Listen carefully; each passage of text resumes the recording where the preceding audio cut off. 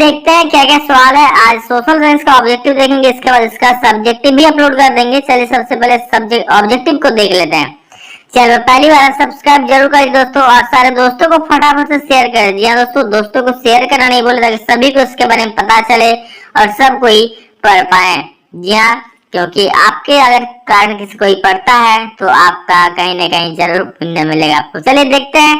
पहला सवाल है दोस्तों, इसमें क्या है, राष्ट्रवाद में एक निश्चित भौगोलिक क्षेत्र में रहने वाली जनता इनमें से किसके द्वारा जुड़ी होती है। ठीक है, राष्ट्रवाद मतलब क्या, अपने देश से के प्रति प्रेम की भावना जो होती है उसे ही तो राष्ट्रवाद कहते हैं। यानी कि राष्ट्रवाद में निश्चित भौगोलिक क्षेत्र, कोई एक क्षेत्र विशेष में कोई रहता है, रहने वाला जनता, मतलब किसके द्वारा आपस में एक दूसरे से जुड़े होते हैं, बॉन्डेड होते हैं। तो वे समान संस्कृति के भी होते हैं, समान इतिहास के भी होते हैं, भाषा और लोक परंपरा के भी होते हैं। ठीक है, मतलब समान संस्कृति होते हैं, भाषा के होते हैं, लोक परंपरा, ये सारे हो जाएगा। तो इनमें से सभी इसका सही उत्तर हो जाएगा ऑप्शन नंबर 1। ठीक है, जर्मनी के एकीकरण की प्रमुख भूमिका निभाने वाले, जर्मनी के एकीकरण में प्रमुख भूमिका निभाने वाले बिस्मार्क कहाँ के चांसलर थे। तो भाई साहब ये जो थे प्रसा के चांसलर थे, यानी कि ऑप्शन नंबर सी बिल्कुल सही उत्तर हो जाएगा, जो बाद में जर्मनी के भी चांसलर बने। नेक्स्ट, सरदार वल्लभ भाई पटेल ने किस किसान आंदोलन का नेतृत्व किया था। दोस्तों सरदार वल्लभ भाई पटेल जो थे उन्होंने कौन सा किसान आंदोलन का नेतृत्व किया था। तो सभी आप लोग मुंह याद होगा जी हाँ दोस्तों, बारदोली आंदोलन। ठीक है, बारदोली आंदोलन जो है इसका नेतृत्व किसने किया था, सरदार वल्लभ भाई पटेल जी ने किया था।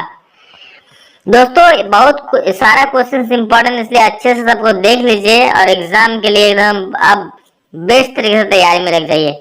साइमन कमीशन भारत क्यों आया था, आपको पता है दोस्तों, संविधान में बारे में अध्ययन करने के लिए, संविधान भारत का कैसा बनना चाहिए इस प्रकार से। तो भारत में संवैधानिक व्यवस्था की कार्यशैली का अध्ययन करने के लिए दोस्तों वे भारत आए थे। ठीक है, तो साइमन कमीशन किस लिए आए थे, भारत का जो नया संविधान बनने वाला था, ठीक है, उसमें किस प्रकार का बनेगा, ये चीज सब कुछ देखने के लिए साइमन कमीशन को भारत बुलाया गया था, जो कुछ लोगों का समूह था। 5 नंबर क्वेश्चन, प्राचीन काल में किस स्थल मार्ग से एशिया और यूरोप का व्यापार होता था। दोस्तों प्राचीन काल में दोस्तों आपको पता है रेशम मार्ग या फिर सिल्क रोड जिसको कहते हैं, उसके थ्रू व्यापार होता था एशिया से यूरोप का। ठीक है, नेक्स्ट क्वेश्चन, गाड़ियों के उत्पादन के लिए असेंबली लाइन का प्रयोग अमेरिका में सबसे पहले किसने किया था। ठीक है, तो इसका दोस्तों उत्तर हो जाएगा हेनरी फोर्ड ने। ठीक, हेनरी फोर्ड ने इसका। Next, dawn of the century नामक चित्र में किसका महिमा मंडन है। डॉन ऑफ द सेंचुरी किसका, तो दोस्तों ये जो dawn of the century book है दोस्तों, ये संगीत के बारे में लिखा गया, यानी कि ऑप्शन नंबर डी बिल्कुल सही उत्तर हो जाएगा। ठीक है, स्पिनिंग जेनी मशीन ने किस प्रक्रिया में वृद्धि की दोस्तों, कताई में वृद्धि की। महिला कामगार जो पहले हाथ से कताई करते थे तो अब मशीन आ गया, तो मशीन से कताई करते थे, इससे महिलाओं का अपने रोजगार छीन जाने का भय सता रहा था। तो उस 8 का ऑप्शन ये सही हो जाएगा। भारत में पहला प्रिंटिंग प्रेस किनके द्वारा लाया गया था। तो दोस्तों भारत में जो पहला प्रिंटिंग प्रेस था ना, वो दोस्तों पुर्तगालियों द्वारा लाया गया था। ठीक है, किनके द्वारा, पुर्तगाली, यानी कि ऑप्शन नंबर बी बिल्कुल आप लोगों का सही उत्तर हो जाएगा। याद रखिए पुर्तगाली ने पहला प्रिंटिंग प्रेस लाया था। गैली क्या है, तो देखिए गैली जो है धातुई फ्रेम है दोस्तों, वो भी क्वेश्चन पूछ देता है सोशल साइंस में, सोशल साइंस में थोड़ा संभल के रहना। धातुई फ्रेम होता है, एक तरह का धातु का फ्रेम होता है गैली। यदि सरकार के विभिन्न अंगों विधायिका, कार्यपालिका और न्यायपालिका के बीच सत्ता का बंटवारा रहता है तो उसे सत्ता का डैश वितरण कहा जाता है। तो ध्यान सुनिए, जब भी विधायिका, कार्यपालिका और न्यायपालिका के बीच सत्ता का बंटवारा रहता है तो उसे सत्ता का क्षैतिज वितरण बोलते हैं। उसे क्या बोलते हैं, सत्ता का क्षैतिज वितरण। ठीक है, न्यायपालिका तो क्षैतिज हो जाएगा। Got it. नेक्स्ट क्वेश्चन है, भारतीय संघ में इस समय है, दोस्तों करंट आप लोग सर्च कर लोगे, करंट में 28 राज्य और 8 केंद्र शासित प्रदेश है, यानी 8 संघीय क्षेत्र है। मैक्सिको ओलंपिक की कहानी किस आंदोलन से संबंधित है। दोस्तों ये अश्वेत शक्ति आंदोलन से संबंधित है। ठीक है, जहाँ पर काला गोरे का भेद किया जा रहा था, तो इसमें वही अश्वेत शक्ति आंदोलन से संबंधित है ये। नेक्स्ट है, संविधान के किस अनुच्छेद द्वारा अस्पृश्यता को समाप्त कर दिया गया? ठीक है, अब अस्पृश्यता मतलब होता क्या है? अस्पृश्यता मतलब होता है छुआछूत, जात पात, कि भाई साहब इस जात के साथ बैठेंगे नहीं, इसका छुआ हम खाएंगे नहीं। तो उसको कौन सा अनुच्छेद के द्वारा भारत में से समाप्त, संविधान में इसे समाप्त कर दिया गया? 14 का दोस्तों सही उत्तर हो जाएगा अनुच्छेद 17। जी हाँ दोस्तों, अनुच्छेद 17 के द्वारा यहाँ इसको अस्पृश्यता को समाप्त कर दिया गया, यानी कि option number D is the right answer. Next है आप लोग का बामसेट निम्न में से किसका संगठन है? तो याद रखिएगा ये दोस्तों सरकारी कर्मचारियों, अल्पसंख्यक कर्मचारियों का समूह था। तो याद रखिएगा ऑप्शन नंबर बी इसका सही उत्तर हो जाएगा, कर्मचारियों यानी सरकारी कर्मचारियों का। ठीक है, नेक्स्ट है, भारत में राजनीतिक दलों को मान्यता कौन देता है? तो आप सभी को बता दो, चुनाव आयोग। जी हाँ दोस्तों, वो सारा हैंडलिंग चुनाव का वही करता है और राष्ट्रीय पार्टी को वही लोग मान्यता देता है, कोई भी पार्टी को। लोकतांत्रिक सरकार होती है उत्तरदायी सरकार, जिम्मेदार सरकार, वैध सरकार। तीनों सही है, लोकतंत्र सरकार ये सारा होना पड़ेगा तभी लोकतंत्र तो होगा। ठीक है, लेकिन आजकल कौन जिम्मेदार होता है? तो प्रोक्त सही इसका उत्तर हो जाएगा। लोगों को राजनीतिक सुधार लागू करने में और सशक्त बनाने वाला कौन सा अधिनियम श्रेष्ठतम है? तो देखिए, लोगों को राजनीतिक सुधार लागू करने और सशक्त बनाने मतलब शक्तिशाली बनाने के लिए जो सूचना का अधिकार दिया गया ना, राइट टू इंफॉर्मेशन एक्ट, तो ऑप्शन नंबर ए बिल्कुल सही उत्तर हो जाएगा, सूचना का अधिकार। ठीक है, इसके द्वारा दोस्तों लोगों को सशक्त बनाया गया है, लोग कुछ भी अपना अधिकार है वो जान सकते हैं। आरटीआई डाल करके किसी के भी बारे में अगर जानना है तो जान सकते हैं, इंफॉर्मेशन निकाल सकते हैं। तो ये एक सशक्त बनाने वाला अधिकार है, सूचना का अधिकार। ठीक है, नेक्स्ट, निम्न में से किस राजनीतिक संस्था में महिलाओं के लिए सीटें आरक्षित है? कौन सा राजनीतिक संस्था में? दोस्तों पंचायती राज में। ठीक है, पंचायती राज में महिलाओं के लिए सीटें आरक्षित रहती है। नर्मदा बचाओ आंदोलन का नेतृत्व किसने किया था? तो दोस्तों मेधा पाटेकर। किसने किया था? मेधा पाटेकर ने किया था नर्मदा बचाओ आंदोलन का नेतृत्व। नाउ नेक्स्ट क्वेश्चन, समाप्यता के आधार पर संसाधन कितने प्रकार के होते हैं? तो भाई साहब 2 प्रकार के होते हैं। कौन कौन सा होता है? तो एक होता है नवीकरणीय, दूसरा होता है अनवीकरणीय। यानी कि समाप्यता के आधार पर दो तरह के संसाधन होते हैं। तो ऑप्शन नंबर ए 2 आंसर सही हो जाएगा। अगला सवाल है, किस राज्य में काली मृदा मुख्य रूप से नहीं पाई जाती है? दोस्तों यहाँ पर गुजरात, महाराष्ट्र, मध्य प्रदेश सब में पाया जाता है, बट जो राजस्थान अकेला ऐसा राज्य जहाँ पर काली मृदा नहीं पाई जाती। ऑप्शन नंबर डी करेक्ट हो जाएगा। नेक्स्ट क्वेश्चन, भारत में जैव विविधता को कम करने वाला कारक कौन है? जैव विविधता मतलब जीवों में जो विविधता है, विभिन्न प्रकार के जीव जंतु पाए जाते हैं, ये किस प्रकार कम हो रहा है?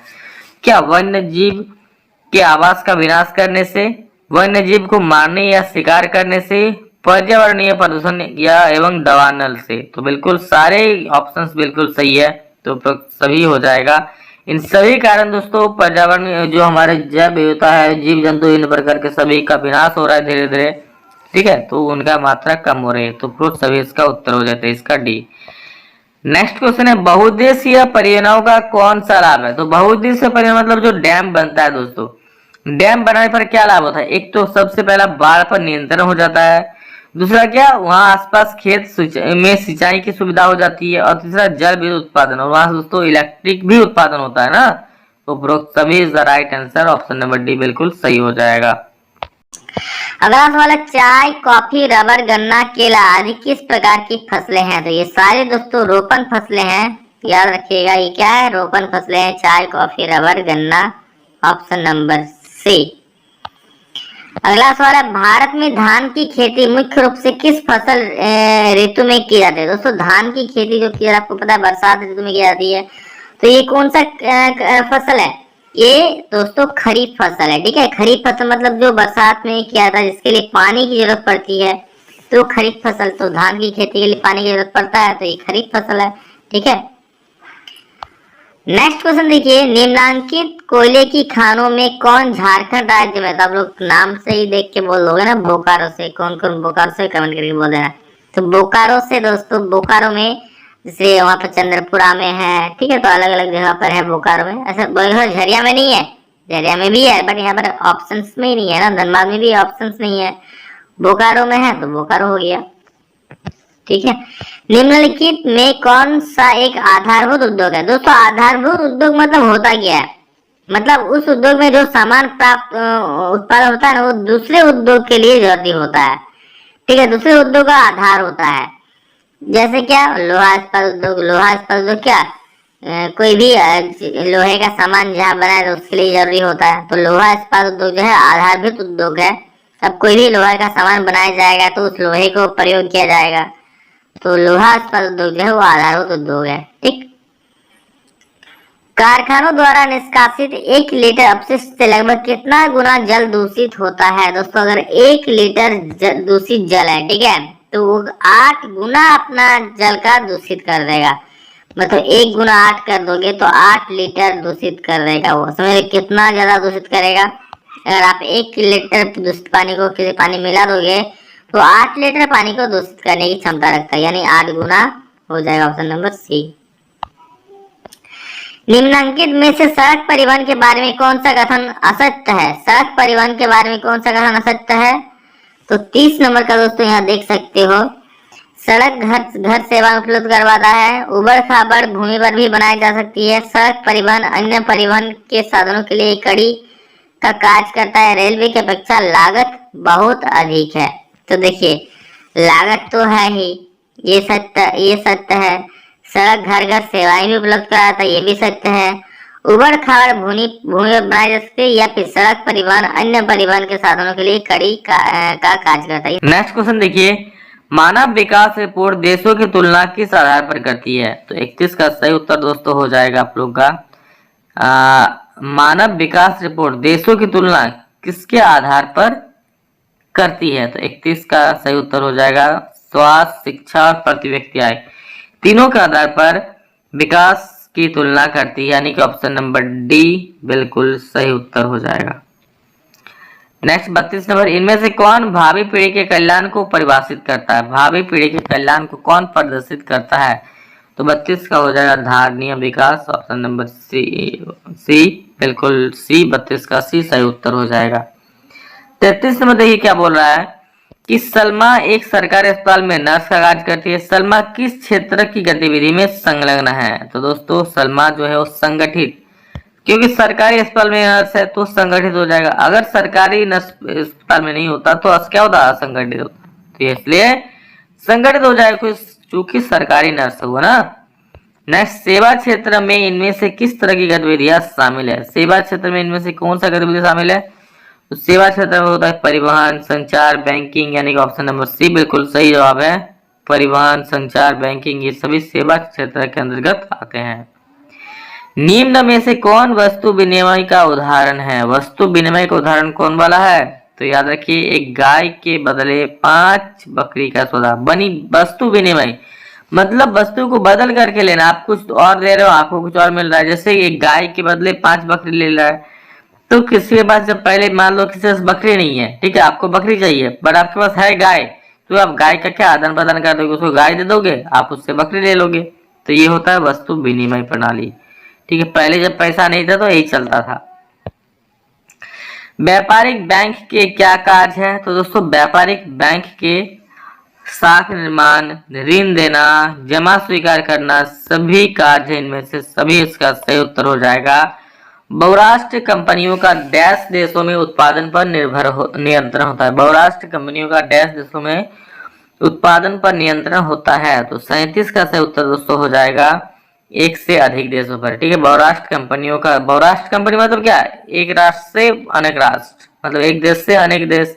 तो बहुराष्ट्र कंपनियां 1 से अधिक देशों में उत्पादन पर नियंत्रण होता है।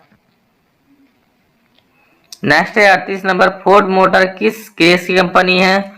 दोस्तों फोर्ड मोटर जो है अमेरिका की कंपनी है। और हॉलमार्क किस प्रकार की वस्तुओं की गुणवत्ता का प्रमाणक चिन्ह है? हॉलमार्क कौन सी प्रकार की वस्तुओं का प्रमाणक चिन्ह है? तो ये दोस्तों आभूषण। ठीक है, आप देखते हैं ना सोने पर हॉलमार्क लगाया था कि हाँ हॉलमार्क लगा हुआ सोना ही खरीदना तुम। और अंतिम सवाल दोस्तों, राष्ट्रीय उपभोक्ता दिवस किस तिथि को मनाया जाता है? तो राष्ट्रीय उपभोक्ता दिवस दोस्तों कब मनाया जाता है? जी हाँ बिल्कुल सही, 24 दिसंबर को दोस्तों राष्ट्रीय उपभोक्ता दिवस मनाया जाता है। 24-40 का बी बिल्कुल सही उत्तर हो जाएगा। तो इसी के साथ दोस्तों सोशल साइंस का ऑब्जेक्टिव खत्म हुआ। इसके बाद सोशल साइंस का सब्जेक्टिव भी आ जाएगा। तो इस चैनल को सब्सक्राइब करके रख लीजिए, हर एक का सॉल्यूशन मिल जाएगा और अच्छे से पढ़िए और एग्जाम में बिल्कुल तवे मचा करके आइए। आप सभी का दोस्तों सॉल्यूशन का पीडीएफ आप लोग को हमारे टॉपर एप्लीकेशन में मिल जाएगा। और टॉपर बनो पर अगर कोई भी पढ़ाई से दिक्कत है तो आप लोग वहां पर जुड़कर पढ़ाई भी कर सकते हो। ठीक है, चलिए सभी को शेयर कर दीजिए दोस्तों। Love you all, thank you all, फिर नेक्स्ट वीडियो में जल्द ही, तब तक जय हिंद, वंदे मातरम।